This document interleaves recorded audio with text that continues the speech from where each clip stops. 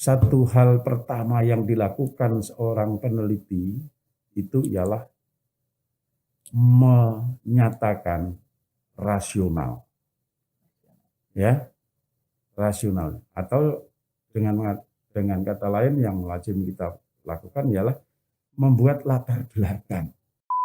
Khususnya karena tadi pamer tentang kebaruan dan wigati kan gitu ya. Nanti harus dibandingkan ya. Ketika mengapa meneliti itu, ya, orang kan bisa berpikir, loh ini sudah pernah diteliti kok. Kan nggak baru kan gitu. Mau nggak mau kita harus membandingkan dengan yang pernah diteliti orang lain tentang itu. Sehingga itu kok diteliti lagi kan gitu. Ya. Tentu saja perbandingan perbedaannya gitu. Bahkan kita harus tahu dan lebih hebat kalau kita tahu ya bahwa tentang itu pernah diteliti oleh orang lain. Kita tahu itu, tetapi saya akan menelitinya kembali yang berbeda dengan yang lalu. Yang lalu kan gitu. Dan ada kebaruan. Ada kebaruan.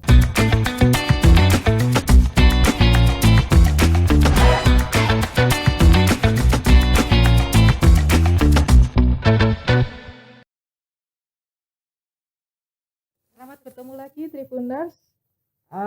Kita hadir kembali di Siniar Podcast Tribun Jatim Network, Harian Surya juga. Hari ini, kali ini adalah pertemuan kedua setelah yang lalu berbicara tentang segala macam tentang metode penelitian. Bukan hanya metode nih, tentang penelitian. Nah, pertemuan yang lalu itu kita sudah berbicara tentang linearitas, fokus, modus, lokus, ya, itu yang harus kita pegang. Nah, yang sekarang saat ini lanjutannya berjudul memameri cakrawala baru dan wigati. Agak berat, ya sih, tapi cobalah kita lihat nanti seberat apa. Dan kami berharap, karena saya mengatakan kami karena saya sudah ada di ruangan ini bersama narasumber. Kami berharap apa yang kami sampaikan nanti bisa menjadi pijakan bagi penelitian teman-teman. Baik teman-teman yang sedang bersiap-siap menulis proposal, teman-teman yang sudah menjalani skripsi selama beberapa minggu, atau teman-teman yang sedang mengerjakan tesis atau disertasi, silakan dikuatkan dengan perbincangan ini. Baik, bersama saya hari ini saya tetap didampingi oleh Pak Budi Nuryanto Yohanes dari Universitas Negeri Surabaya. Ini spesial yang akan berbicara tentang penelitian apapun, apa saja, seperti apa, bagaimana, mengapa, sudahlah. Pokoknya kita bahas bersama. Tapi memang sedikit-sedikit. Baik, selamat datang Pak Budi. Selamat berjumpa Mbak Indah, ya juga teman-teman, kita ketemu lagi ya pada seri yang kedua, menyambung seri yang lalu.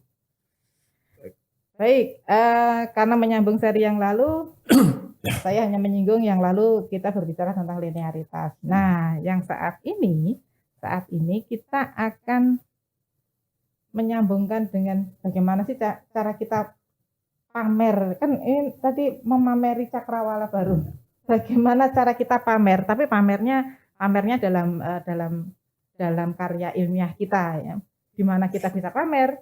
Pamernya di mana? Ya di judul, ya di latar belakang, ya paparan sebelum rumusan masalah dan seterusnya. Tetapi itu kan dari saya. Ini nanti dari Pak Budi akan menyampaikan trik-triknya supaya kita bisa pamer dengan bahagia begitu ya. Sepertinya kok tidak ada orang yang bahagia menulis skripsi, tesis, disertasi. Itu terlalu penuh dengan beban berat. Tetapi ya sudahlah, ya itu memang harus kita lalui bersama. Baik, saya langsung saja dengan Pak Budi. Ini apa hubungannya Pak? Seri 1 tentang linearitas, meniti jalan fokus, lokus, modus itu, dan yang seri kedua tentang cara kita memamerkan. Baik, terima kasih Mbak Indah.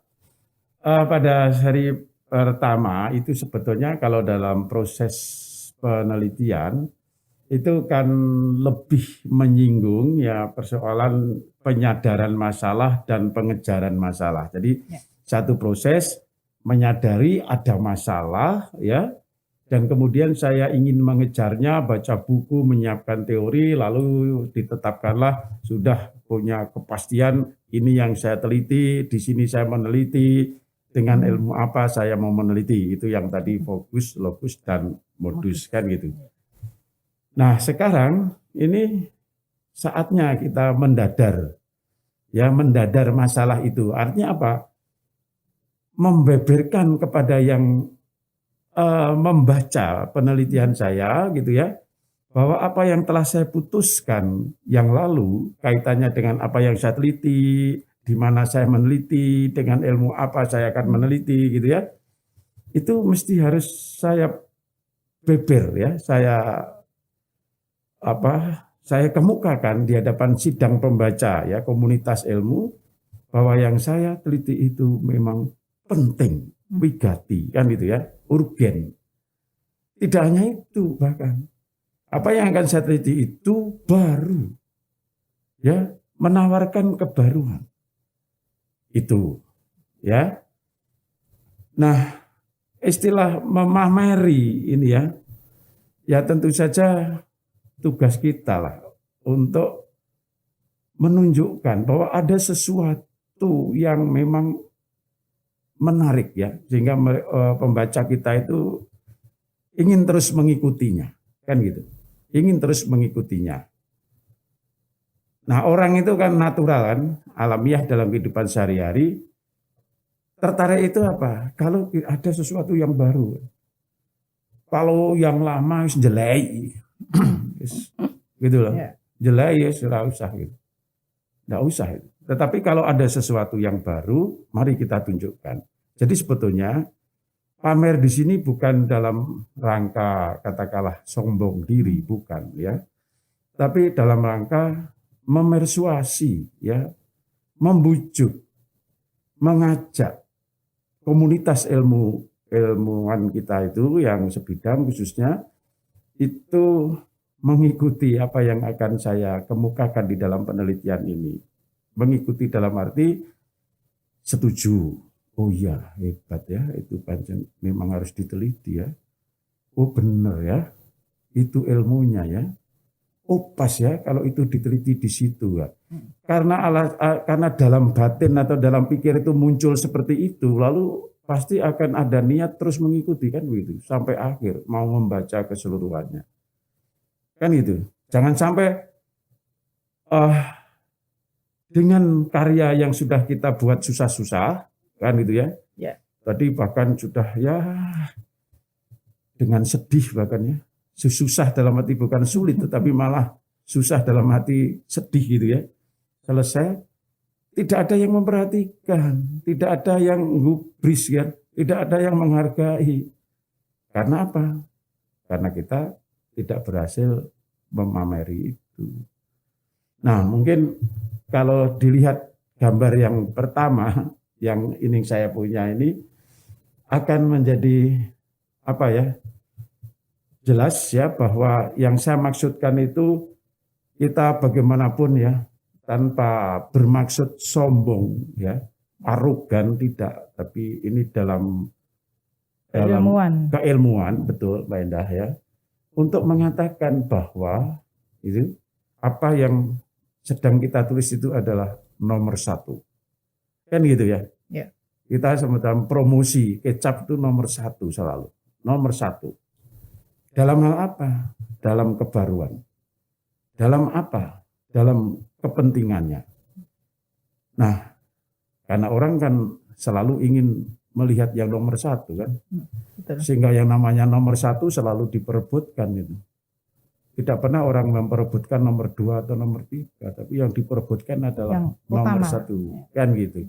Nah ini maksud dari memameri cakrawala baru dan wigati, kita akan membuat sedemikian rupa dengan yang telah kita tetapkan yang lalu berkaitan dengan masalah, dengan sumber data dan teorinya, itu sebagai sesuatu yang number one. Nah, Kalau kita Baik. sudah berhasil mengatakan ini number one, saya pikir orang semua akan wah kepencut kan gitu, akan mengikuti terus. Ini maksudnya ya. Baik. Nah, teman-teman mahasiswa, jadi ketika membuat skripsi bukan perkara skripsinya selesai. Setelah ujian lulus aman sudah. Bukan hanya itu, tetapi ketika orang mau melihat bahwa karya tulis kita itu ternyata bisa membuat orang lain, oh ternyata ini bisa diteliti dengan ini toh. Oh, ini ternyata bagus. Nah, itu pada tataran di luar ruang ujian skripsi ya, Pak. Oh iya. Saya pikir kok begitu ya. Jadi tidak hanya selesai skripsi diuji selesai. Bukan itu, tetapi ada nilai lain, Nah, perkara nilai lain yang akan dimunculkan ini kan butuh keterampilan, butuh trik. Ini bagaimana Pak supaya saya bisa pamer ini? Pamer dalam tanda petik ya, bukan perkara sombong. Supaya saya bisa mempromosikan bahwa penelitian saya ini istimewa loh kepada orang lain. Ya, sudah lumrah diketahui ya. Satu hal pertama yang dilakukan seorang peneliti itu ialah menyatakan rasional. Ya, rasional. Atau dengan kata lain yang lazim kita lakukan ialah membuat latar belakang. Kan gitu ya. Membuat latar belakang gitu. Isi latar belakang itu apa tuh sebenarnya? Nah, apa sih isi latar belakang itu sebetulnya? Gitu ya. Nah, isi latar belakang itu ya menjawab 3 pertanyaan. Kalau di 3 pertanyaan ini bisa dijawab dengan hebat, dengan bagus dan tetap saja linear ya, gitu ya. Saya pikir itu sudah berhasil. Apa itu 3 pertanyaan? Pertama ialah mesti bisa menjawab orang yang bertanya-tanya itu ya. Mengapa meneliti itu? Gitu ya. Ada hubungannya dengan judul berarti? Ya, fokusnya. Ya. Mengapa meneliti topik itu, fokus itu, gitu ya. Mengapa meneliti itu? Gitu. Kok tidak yang lain? Kan gitu gampangannya ya. Lalu yang kedua, mengapa meneliti itu di situ, gitu loh. Oke, lokus. Ya, kok tidak di tempat lain, gitu ya. Itu. Jadi mengapa meneliti fokus itu di lokus itu, kok tidak di lokus yang lain, kan gitu. Lalu yang ketiga, itu harus bisa menjawab, mengapa meneliti itu di situ dengan begitu, gitu ya. Dengan menggunakan teori itu. Ya. Itu jadi mengapa meneliti fokus itu di lokus itu dengan modus itu. Kalau 3 ini bisa gamblang, teruraikan, terargumentasikan ya secara rasional, saya pikir itu satu pamer yang bisa masuk di akal pembacanya. Oh, makanya dia neliti begitu ya. Karena ada alasan-alasan. Mengapa itu di situ ya? Oh, dan seterusnya. Itu Mbak Endah sebetulnya yang seharusnya dituliskan kan gitu. Begitu. Jadi gambar triknya pada saat menulis sebaiknya kalau setuju dengan usulan saya tadi, ya pertanyaan itu dituliskan begitu nulis latar belakang gitu ya. Terus pertanyaan 1, mengapa meneliti fokus itu? Wah, itu artinya saya ini sedang memberi jawaban ya. Kalau ada orang bertanya mengapa meneliti fokus itu, ya misalnya tadi mengapa meneliti katakanlah daya magis ya, simbol etnik gitu ya. Mengapa meneliti diaspora bahasa gitu ya. Itu harus terjawab dulu. Saya harus membuat argumentasi mengapa itu saya teliti. Kan begitu. supaya tidak ke sana kemari. Ya. Jadi runutan berpikirnya jelas sekali. Saya sedang memberi jawaban atas pertanyaan mengapa meneliti fokus itu. Udah, konsentrasikan ke situ. Nah tentu ya orang akan percaya ya kalau kita dapat menunjukkan banyak alasan lah, ya sekuat-kuatnya gitu ya. Tidak hanya satu alasan, dua, tapi sebanyak-banyaknya alasan. Tetapi sekali lagi bukan alasan yang dicari-cari, yang supaya banyak gitu ya. Rasional. Ya tetap masuk akal. Ya, tetap masuk akal. Dari misalnya ya tadi katakanlah peta jalan penelitian saya misalnya ya, atau dari perkembangan ilmu yang sedang terjadi ya, misalnya gitu ya. Tetap kita dudukkan alasan itu pada peta keilmuan ya, pada wilayah keilmuan itu, bukan asal-asalan. Lalu khususnya karena tadi pamer tentang kebaruan dan wigati kan gitu ya. Nanti harus dibandingkan ya, ketika mengapa meneliti itu, orang kan bisa berpikir, loh ini sudah pernah diteliti kok. Kan nggak baru kan gitu.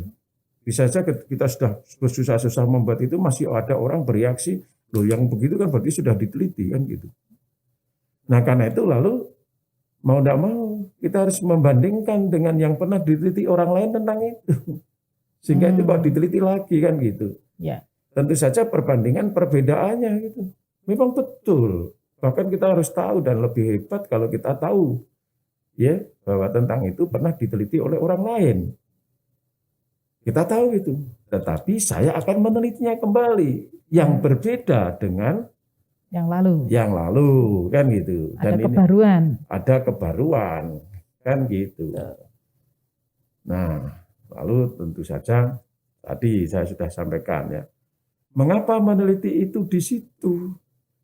Lewat prasurvei tadi misalnya ya. Di situ tuh banyak sekali gitu. Sehingga tadi semestinya tidak salah ya kolam yang dituju tadi. Karena sebentar, Pak Budi. Prasurvei apa itu prasurvei sebenarnya? Wah ya bagus ya. Prasurvei itu bahasa mentereng ya, medeni, keren gitu ya. Tapi sesungguhnya prasurvei itu kalau dalam kehidupan alamiah keseharian kita itu ya, kita ini sudah memiliki satu kepekaan, sensibilitas terhadap lingkungan di sekitar kita yang berkaitan dengan minat kita. Jadi ya tidak serta-merta itu diformalkan sebetulnya. Memang bagus kalau prasurvei itu diformalkan dengan laporan prasurveinya ya. Tapi sebetulnya secara informal prasurvei itu kita lakukan yaitu dengan kita ini sudah sensitif sekali ya, peka sekali ya, bahwa di sekitar saya ada begitu. Karena ilmu saya itu ini gitu ya, A gitu ya. Maka ketika itu bertiup, wah ini aromanya A ini. Gitu, jelas. Ya. Misalnya ini apa penelitian dengan daya magis. Nah, daya magis apa tadi ya? Judulnya apa sih? Daya magis simbol etnik. Daya magis simbol etnik. Saya ada di lingkungan itu yang masyarakatnya menggunakan itu, ya, menggunakan itu. Dan saya tahu ada daya magisnya, tetapi ini kan harus saya teliti dengan rasional. Seperti itukah prasurvei? Ya gini ya, jadi sebetulnya yang namanya prasurvei yang diprasyaratkan tadi dengan satu sensibilitas atau kepekaan itu, ya ketika sudah tahu bahwa ada sesuatu, lalu apa? Timbul keingintahuan. Jadi kalau hanya ini tadi ada sesuatu tapi setelah itu tidak ingin tahu, karena itu tadi prosesnya kan sebetulnya pengejaran ya. Ingin tahu itu apa sih? Sebetulnya itu apa gitu ya. Lalu berkaitan dengan surveinya tadi, dia ingin tahu lebih jauh, wawancara. Ya, bahkan difoto lalu di rumah itu dilihat-lihat, direkam. Didengar sambil tiduran didengarkan ini tadi apa ya. Tidak cukup itu. Tetapi bahkan kemudian seceng buku teori yang pernah bicara itu. Ini yang saya maksudkan dengan prasurvei informal ya. Jadi istilah saya tadi dalam tahapan penelitian setelah menyadari ada masalah, lalu mengejar, ada pengejaran masalah kan gitu. Itu lalu saatnya kita ngepiaki, mendadak, memaparkan, ya membeberkan ini loh yang mau saya teliti gitu ya. Jadi saya ulang lagi, kecuali mengapa meneliti itu, lalu mengapa meneliti itu di situ. Ya, maka kalau itu terjawab, tadi yang namanya salah kolam, salah sumber data, lo kok ternyata sedikit gitu ya.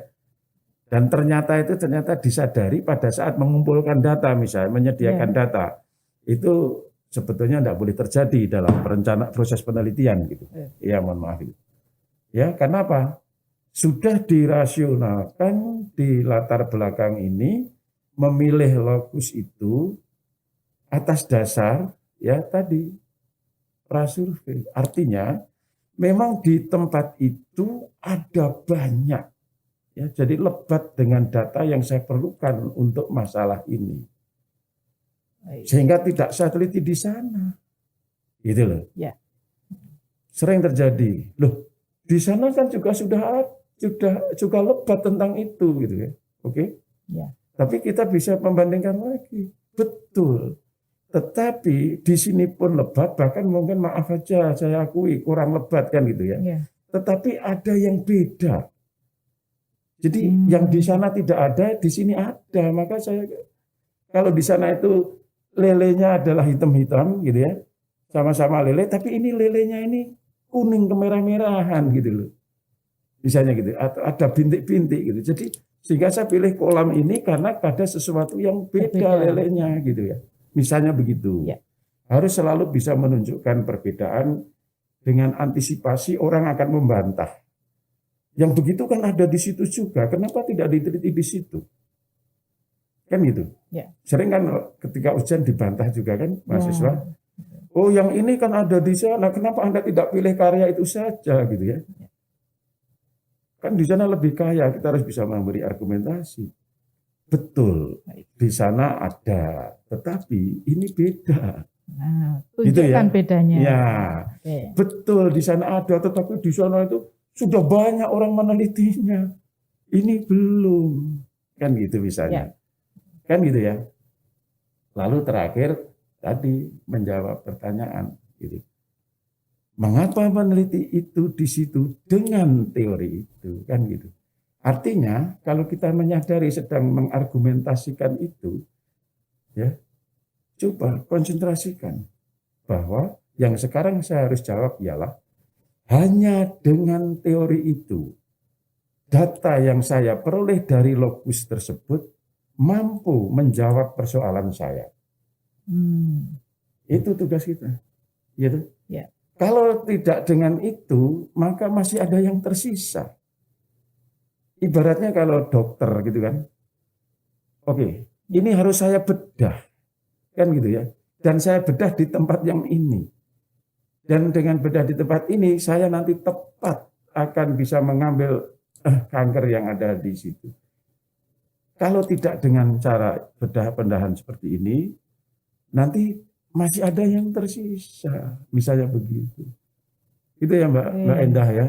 Sehingga kalau 3 pertanyaan ini mampu dijawab ya pada rasional, saya pikir yang membaca akan mantuk-mantuk gitu. Oh, benar. Nah, maka dikatakan wah masuk akal ya. Wih menarik ya ini ya.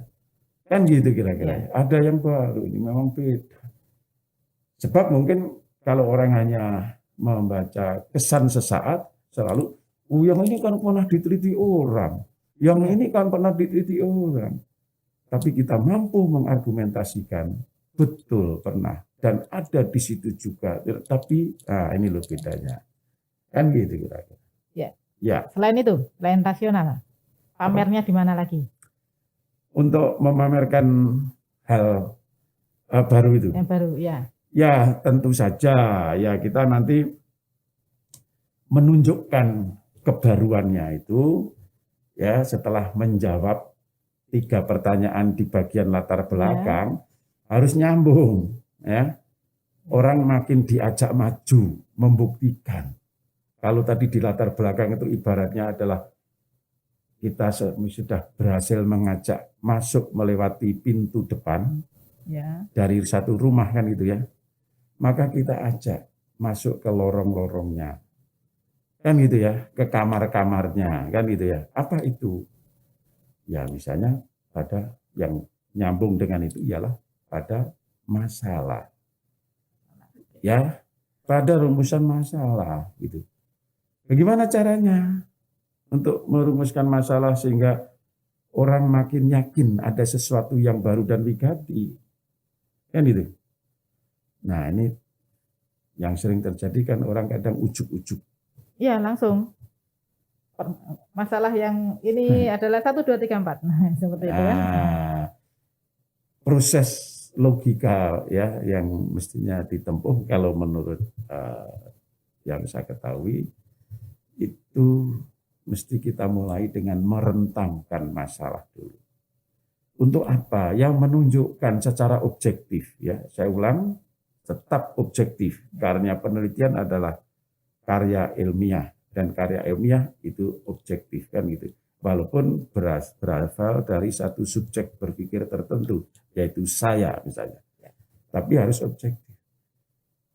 Maka yang kita lakukan adalah direntang, ya, atau sering dikatakan menunjukkan ruang lingkup penelitian itu. Jadi dengan judul tersebut, ya, yang sudah mengeksplisitkan fokus, lokus, dan modus gitu, sebetulnya rentangan masalahnya apa saja, ya. Secara keilmuan ada rentangan itu. Lalu bisa saja peneliti akan meneliti semua yang terentang itu, tetapi inilah pentingnya kemudian karena alasan-alasan yang rasional, ya, seperti misalnya tadi sudah pernah ada penelitian itu, kita perlu membatasi. Jadi setelah merentang itu dari yang direntang itu dibatasi atau dengan dipilih. Setelah merentang kemudian dipilih. Ya memilih, jadi katakanlah dengan merentang itu kita menunjukkan ya. Ada ilustrasi enggak Pak? Sebentar, saya agak sulit kalau enggak pakai ilustrasi.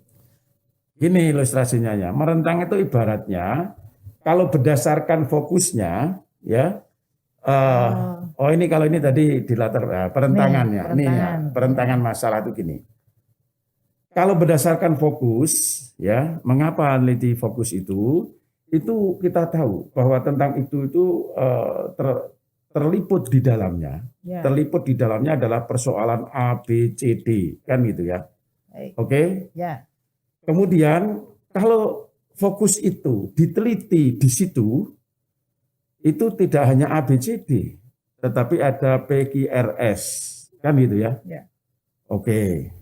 Apalagi, kalau fokus itu di situ, fokus diteliti di situ, dengan teori ini, ya, tidak hanya A, B, C, D, P, Q, R, S, tetapi juga ada X, Y, Z yang harus ikut diteliti, kan gitu.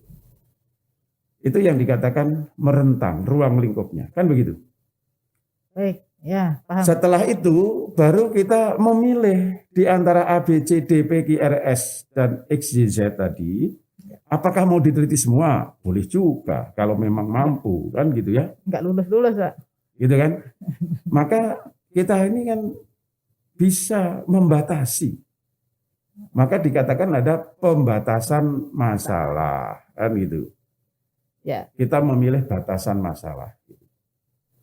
Tentu saja jangan karena alasan misalnya kadang kan oleh sebab keterbatasan teknis dan waktu lalu masalah itu tidak ilmiah.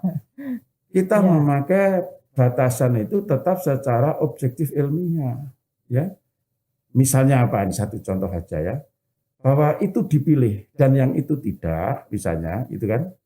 Karena kalau itu saya pilih, itu penelitian saya cenderung lebih ke bidang ilmu yang lain. Misalnya gitu ya. Nah, maka tadi tidak linear lagi kan begitu ya. Betul. Jadi lebih berat ke bidang ilmu yang lain. Atau kalau itu saya pilih, sudah banyak penelitian sehingga penelitian saya ini tidak Kebaruannya. tidak ada kebaruannya, menjadi kurang gitu ya. Ya. Nah, misalnya gitu. Atau lagi alasan lagi, itu saya pilih. Karena kalau katakanlah kalau B saya pilih, maka sebetulnya Q dan S itu juga ada di dalamnya. Sehingga nanti walaupun S itu tidak saya pilih, tetapi ketika B saya pilih, Q dan S akan terbahas. Ini yang namanya ketercakupan. Jadi alasan-alasan seperti itu yang dibenarkan untuk membatasi masalah. Itu ya. Akhirnya setelah terbatasi begitu, ya, kita baru menegaskan berdasarkan perentangan dan pembatasan itu, penelitian ini merumuskan masalahnya kan begitu. Ya. Sehingga terpilih hanya 3 atau 4 dari ABCD, PQRS dan XYZ tadi. Misalnya gitu kan? Ya. Ini prosesnya. Yang kadang banyak tiba-tiba saja ya, sehingga orang sering bertanya juga dalam ujian, bukan dosen, di latar belakang ini kok tiba-tiba gini, kok belum ada yang nyambungkan gitu ya. Mengapa kok memilih ini dan rasionalnya seperti apa kok tiba-tiba rumusan masalahnya begini gitu. Betul? Sering terjadi begitu kan? Iya. Nah, ini proses yang harus kita lalui. Gitu, Mbak. Ya. Baik, saya mengingat-ingat skripsi. Setelah rumusan masalah atau fokus itu, kemudian ada tujuan penelitian. Ya, maka lebih tegas lagi. Orang makin makin kepencut mau ikut kita ya. Jadi kalau sudah terpersuasi oleh rasional ya, kemudian oleh rumusan masalahnya semakin gendeng ini pas benar gitu. Kita tegaskan, ya, kita ajak masuk yang lebih dalam lagi. Apa itu? Ya, dipameri tujuannya, ya, dipameri tujuan dan juga manfaatnya gitu loh. Gitu ya? Oh iya, setelah tujuan penelitian kan ada manfaat penelitian. Ya. Biasanya manfaat penelitian ada 2. Secara teori dan secara praktik. Seperti itu. Dipameri tujuan gitu. Kira-kira gitu. Nah, tujuan itu pada hakikatnya sebetulnya adalah menegaskan rumusan masalah. Ya. Mungkin bisa ditunjukkan gambar yang berikutnya ya. Nah, gitu ya. Jadi penegasan temuan fokus itu jadi temuan yang akan dicapai ya tentang fokus itu dengan sub-sub fokusnya itu kalau tujuan.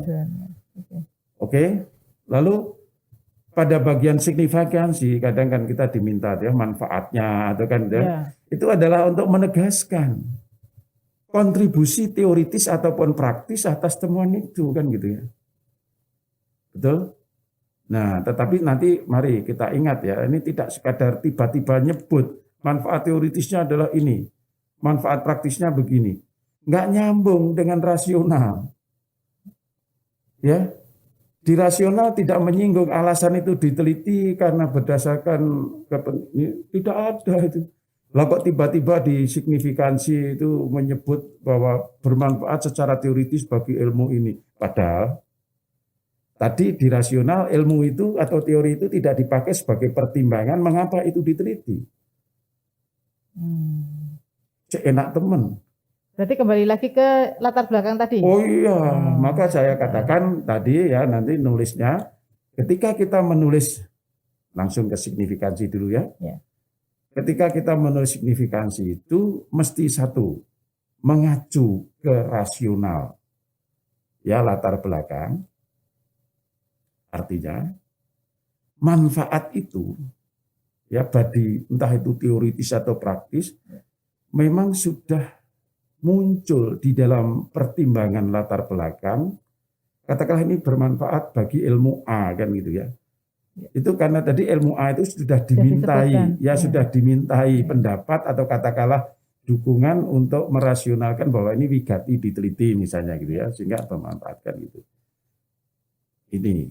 Lalu secara kataforis atau ke belakang, Nanti kalau di signifikansi itu ditulis katakanlah bermanfaat praktis bagi ilmu X gitu ya. Nanti pada bab 6 simpulan Ya. ya gitu ya. Itu pada saat menuliskan rekomendasi atau mungkin implementasi ya harus dituliskan. Kan begitu. Berarti ada ininya. Sebenarnya kalau alur berpikirnya berarti kalau ini signifikansi ini muncul juga nanti ketika di penutup bagian bawah biasanya. Gitu. Iya toh. Ini harus Di manfaat di bab 1 dituliskan katakanlah bermanfaat praktis pada pembelajaran bahasa misalnya Ya. gitu kan. Ya. Oke. Tapi nanti pada akhir itu tidak dibicarakan. Mana manfaatnya bagi pembelajaran bahasa setelah Anda menemukan. Kan gitu kira-kira. Iya toh? Berarti kaitannya dengan itu. Itu nyambungnya Ya. seperti itu ya. Nah, lalu saya ingin tambahi yang tadi kita lewati, yaitu bagaimana merumuskan tujuan. Kalau menurut saya ya, sekali lagi ini ilmu biasa aja, tidak usah tinggi-tinggi, bukan? Kalau kita meneliti itu untuk apa? Untuk menjawab rumusan masalah. Ya, jawaban rumusan masalah itu merupakan apanya? Tujuannya? Ya, tujuannya itu untuk apa kalau meneliti? Ya, pasti kalau kita meneliti, maka dikatakan research, gitu ya. Itu kan? Kan dari kata apa? Search. Itu apa? Mencari, bukan? Kalau kita mencari itu apa? Menemukan. Kan begitu. Maka jelas kalau kita meneliti itu pasti tujuannya menemukan. Betul? Paham. Ya, Rumusan masalahnya bagaimana identifikasi, maka tujuannya menemukan identifikasi apa? Menemukan, tapi bukan mendeskripsikan. Kalau mendeskripsikan ya tidak perlu meneliti. Kan begitu? Ya. Maka menurut saya kata kunci dalam perumusan tujuan itu mestinya adalah menemukan dengan cara katakan tadi mendeskripsikan apa, gitu ya. Mendeskripsikan yang merupakan sumber data dari sumber data itu. Jadi selalu 3 variabel dalam rumusan tujuan ini muncul, yaitu menemukan tadi subfokusnya apa? Ya. Misalnya menemukan bentuk simbol magis, misalnya saja, kan gitu. Ya. Nah, untuk menemukan bentuk simbol magis ini, apa yang harus dideskripsi? Misalnya mendeskripsikan, kan gitu ya, ya, simbol-simbol etnik Dayak, Mamanda, misalnya gitu kan, mendeskripsikan itu, ya. Kemudian data konkretnya apa? Misalnya, oke, dari tuturan para pelakon Mamanda. Gitu. Sehingga jelas sekali kan bahwa nanti data yang saya perlukan itu apa? Data ini saya olah bagaimana?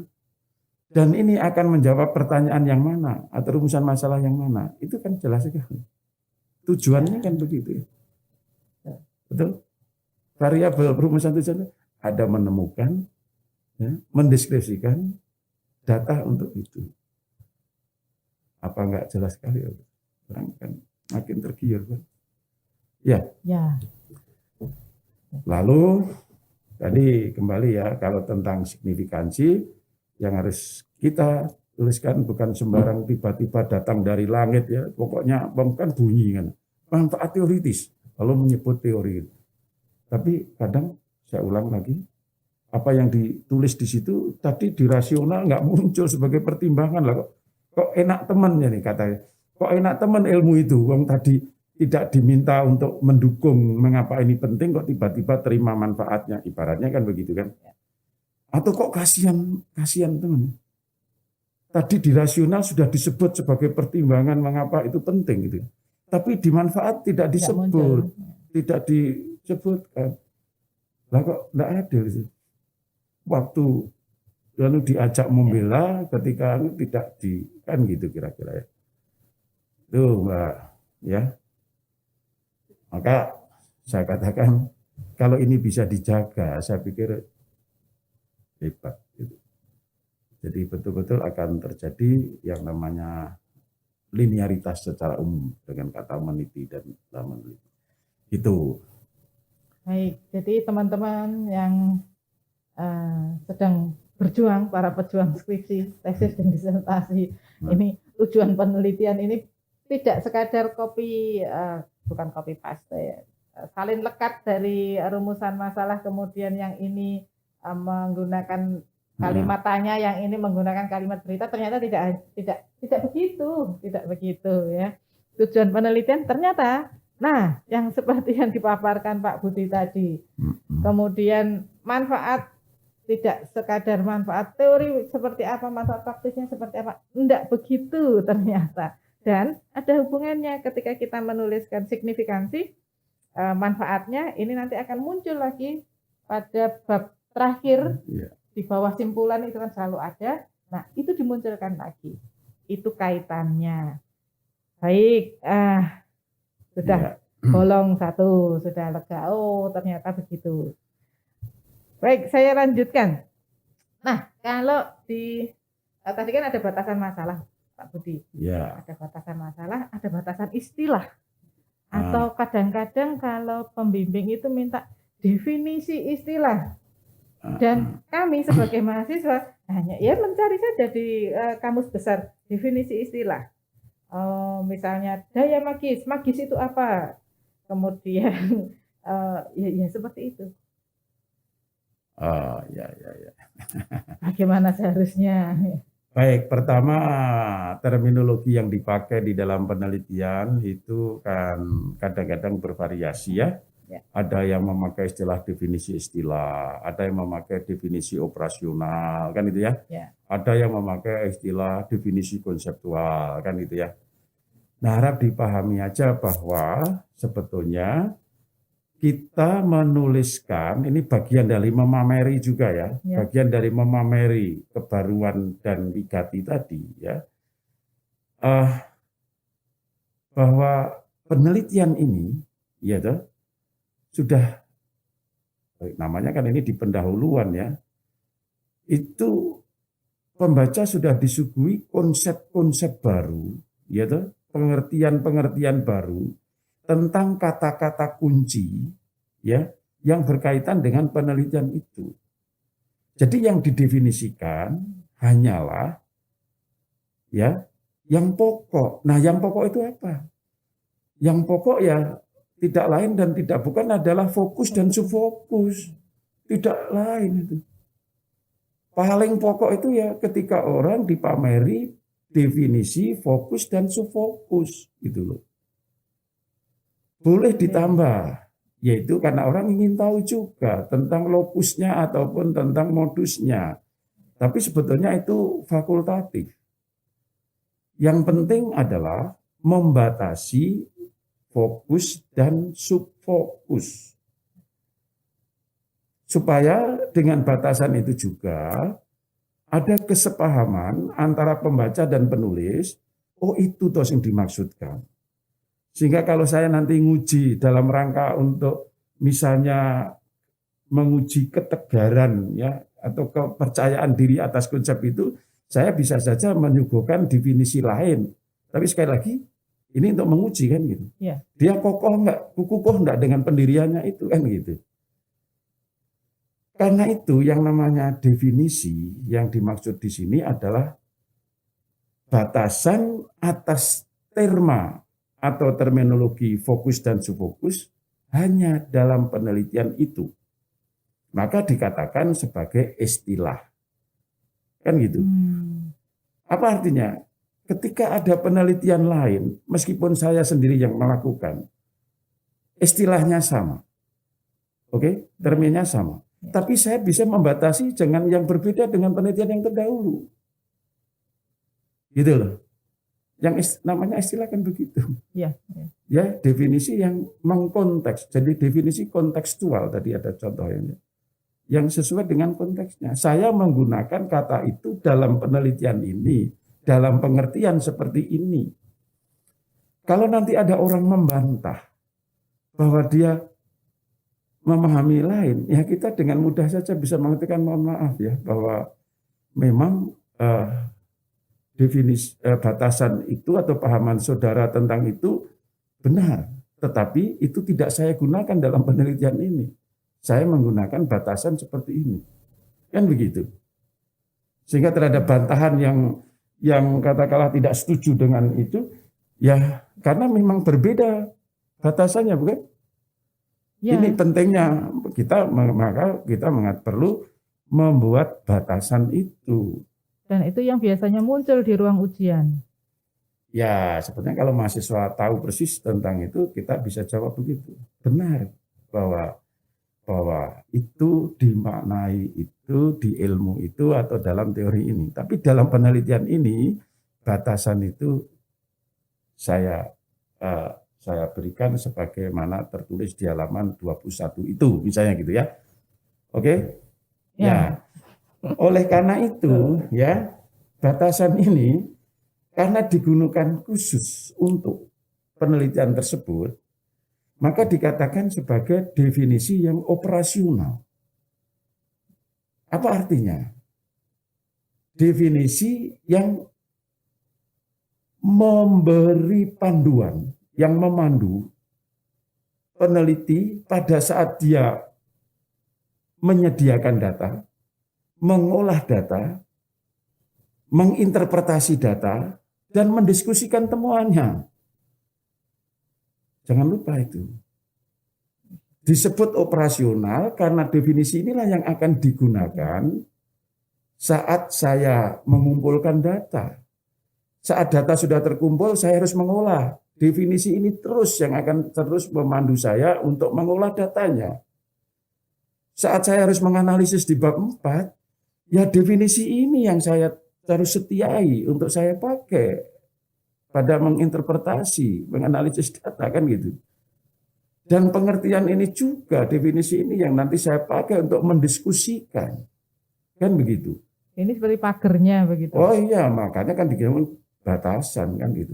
Itulah sebabnya saya berpendapat, kalau sudah definisi operasional itu benar, tidak perlu ada istilah keterbatasan penelitian. Sering ya, ada yang menuntut ada keterbatasan penelitian itu. Wow, sudah dibatasi dalam definisi kok masih harus menyebut keterbatasan, kan tidak perlu. Ya, karena itu definisi ini bukan definisi konseptual.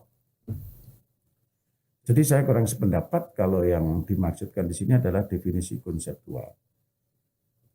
Tapi definisi istilah atau operasional. Mengapa? Kalau definisi konseptual itu ya batasan yang berisi konsep-konsep umum tentang itu, sebagaimana istilah itu dipakai di luar konteks penelitian itu, konsep umumnya. Nah, kita membuat definisi itu tidak konseptual, tapi operasional, dan karena itu menjadi istilah dalam penelitian itu. Kan gitu. Banyak. Sehingga konkretnya, gitu, tadi Mbak Endah cerita, definisinya kok buka kamus itu loh. Definisi untuk ini ya tidak apalagi kamus ya. Kamus itu kan definisi yang leksikal. Kalau kita bicara macam-macam definisi ya. Kamus tidak bisa dipakai definisi di sini, tidak bisa sama sekali. Jangankan kamus. Definisi yang mengutip dari satu referensi atau yang disebut definisi formal, itu pun tidak dibenarkan. Sering masih membuat definisi lalu di belakangnya ada katakanlah Thomson 2021. Lu ini definisimu bukan definisinya Thomson, kan gitu. Ya. Jadi bukan definisi formal tapi definisi operasional. Karena itu definisi ini sebetulnya adalah ada di dalam penelitian itu, yaitu apa? Copy paste, salin tempel. Mungkin gambar berikut ada itu ya, kalau tidak salah saya tuliskan. Dari yang ada di bab 2, ya, dari kajian teoritis gitu. Ya. Itu ya. Jadi yang terakhir konseptual itu ditanggalkan aja, kan gitu ya. Tapi yang kita pakai definisi istilah atau definisi operasional, kan itu ya. Lalu tadi jumlah yang didefinisikan berapa? Yaitu sejumlah fokus plus subfokus. Karena itu saya memakai rumus adalah fokus plus N fokus. Kan gitu ya. Ya. Lalu bisa ditambah dalam kurung itu fakultatif, yaitu lokusnya dan modusnya. Selesai. Tidak yang lain-lain. Gitu. Kalau mau ditambah. Lalu ini bicara tentang pendefinisian. Definisi yang benar itu kan dalam konteks ini, menurut yang saya ketahui ya, mesti menggambarkan yang namanya definisi kan membatasi sesuatu yang ada. Kan gitu ya? Ya. Maka sesuatu yang ada secara ontologis itu kan mestinya bisa menyebut ada yang harus ada atau substansi yang pokok, kan itu. Lalu bisa menyebut ada yang ada itu bagaimana dia berbeda, maka ada yang membeda, itulah yang namanya esensi. Bisa saja substansi dan esensi ini masih sama dengan yang lain, maka harus bisa menyebut juga, yaitu bagaimana ada substansi dan ada yang esensi tadi berada. Itulah yang namanya eksistensi. Gitu ya. Belum lengkap. Harusnya karena operasional, bagaimana ada yang harus ada, ya, dan berbeda tadi, yaitu mengada, beraktualisasi, gitu ya. Sehingga definisi itu kalau bisa memenuhi 4 unsur itu, ya, selalu ada substansi, ada esensi, ada eksistensi, dan ada aktualisasi. Contohnya mana, Pak? Bisa ya gitu ya? Ya. Oke. Jadi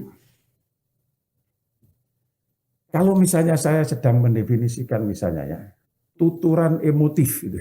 Misalnya aja, langsung muncul tuturan emotif. Kan gitu ya. Apa yang pokok sehingga itu disebut tuturan emotif? Itu kita sebut. Sehingga kita mengatakan tuturan emotif adalah misalnya. Oke? Gitu. Ekspresi perasaan. Nah, oke?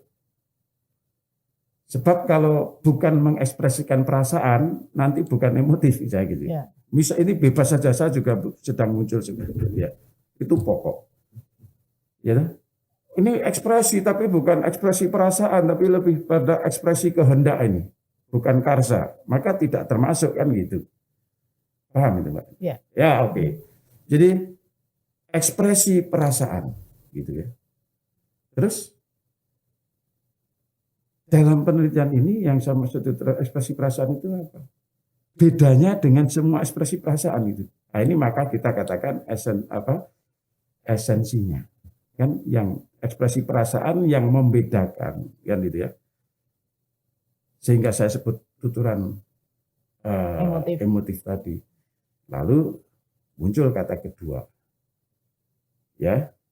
Karena saya membatasi misalnya ekspresi perasaan yang muncul misalnya gitu ya karena ketertindasan misalnya gitu sehingga tidak semua ekspresi perasaan nanti tapi ekspresi perasaan yang muncul karena termarginalkan misalnya oke gitu ya oke nah ini yang banyak terus bagaimana itu bereksistensi jadi ya eksistensi kan sesungguhnya ada berada karena substansi dan esensi tadi.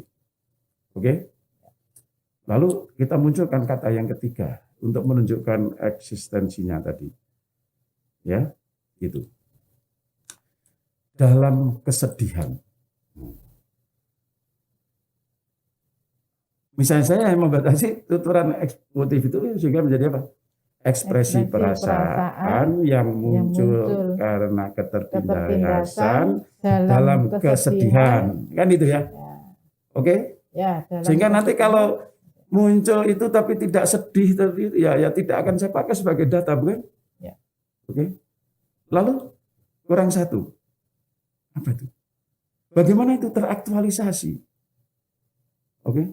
Ya. Bagaimana itu teraktualisasi? Aktualisasi itu adalah substansi dan esensi karena faktor dari luar. Kalau eksistensi tadi, substansi dan esensi karena dari dalam itu sendiri. Ya. Nah, lalu kita tambah itu karena faktor luar. Apa itu? Ya silakan Anda sebut di situ. Misalnya apa ya? Misalnya kemudian kita tambahkan tentang ekspresi perasaan yang muncul karena ketertindasan, kemudian tadi dalam kesedihan misalnya ya, lalu saat ya boleh apa Mbak Endah? Dalam kesedihan tokoh ini saat ini. Misalnya dalam kesedihan hanya pada Anda hanya meneliti ya, dari tokoh katakanlah antagonis ke misalnya begitu. Sehingga nanti yang dipakai sebagai data ya yang hanya itu, tidak semua. Paham? Maka betul-betul operasional, Bu. Ya, dan membatasi betul. Jadi seperti pendulum, tidak kemana-mana. Nah, ya, kira-kira begitu kan? Tapi saya ulang, definisi ini ya, tidak tiba-tiba muncul. Kalau itu muncul di bab 1 memang untuk memberi gambaran ya pada para pembaca, ini yang saya maksudkan. Ya oke. Tapi sebetulnya itu mudah kita buat, kenapa? Hanya salin tempel dari bab 2. Jadi apa yang kita pakai di definisi itu adalah hasil sapel, ya, kopas dari satu halaman pada bab 2 yang sudah menyimpulkan, di mana bab 2 akan kita bahas ya, mereferensi dari berbagai teori, dari berbagai buku, kan begitu, betul? Ya. Ya. Lalu ada pendapat A, pendapat B, pendapat C gitu kan. Setelah kita lalu akhirnya disimpulkan. Nah, simpulan inilah yang kita sapel untuk ditempelkan di definisi operasional. Itu kan? Ya. Jangan sampai definisi yang ada di situ tidak ada di kajian teoritis. Aneh. Berarti kita bekerja dulu sampai kajian teori, nanti balik lagi ke Oh iya, operasional. jadi sebetulnya kalau di bab 1 diperlukan untuk memameri definisi tadi, ya toh, ya itu bisa dilewati dulu. Nanti, ya toh, setelah selesai bab 2, maka kita tinggal ngopi dipakai di situ. Apa artinya? Kalau kita memfokuskan atau mensubfokuskan tuturan emotif tadi, oke, misalnya, jangan sampai tuturan emotif itu tidak ada kerangka atau landasan teoritisnya di bab 2. Kita tidak membahas sama sekali. Betul? Ya. Ya. Aneh bukan? Gitu. Ini yang disebut sebagai linearitas antar bagian. Ya, otonomis secara bagai. Gitu kira-kira Mbak Endah.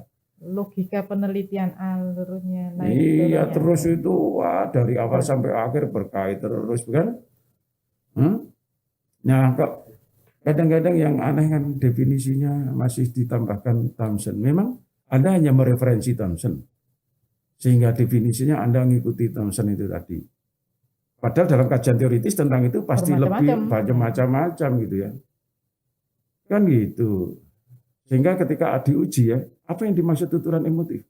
Anda tidak boleh menjawab dengan menurut Thomson, tidak bisa. Tapi saya sudah menjawab berdasarkan inferensi. Oke lah, kita bahas nanti pada seri berikutnya tentang itu ya.